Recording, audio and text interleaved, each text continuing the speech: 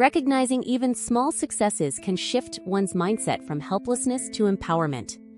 Celebrating these moments helps build confidence and encourages individuals to take on new challenges.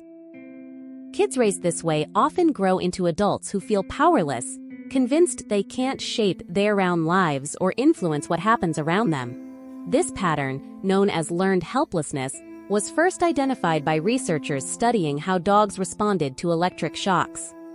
Psychologists Martin Seligman and Stephen F. Maier ran an experiment using 3 groups of dogs. The first group was simply confined and released later, acting as the control. The second group was also confined, but this time given electric shocks from the floor. These dogs quickly discovered that pressing a button would make the shocks stop, so they learned they had some control over their pain. A third group, though, received the same shocks with no way to stop them. Later, researchers placed all 3 groups into a box divided into 2 sides, one that delivered shocks and one that didn't. Dogs from the first 2 groups figured out fast that hopping over the divider would save them from being shocked. But the third group barely tried. Having already learned that nothing they did mattered, they simply endured the pain.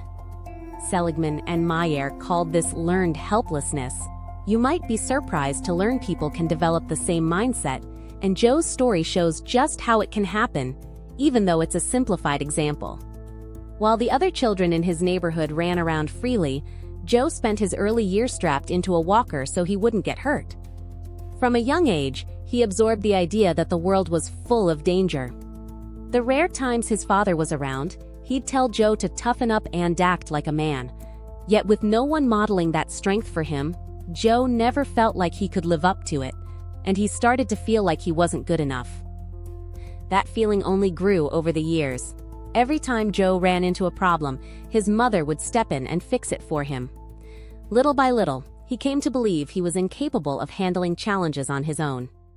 Even as an adult facing big decisions, he'd turn to his mom first instead of trusting himself, all while quietly resenting her for never letting him figure things out on his own. So here's a question for you.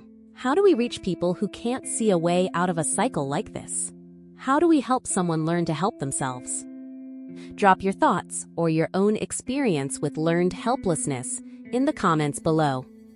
And if this gave you something to think about, subscribe and check out more of our videos. One of one.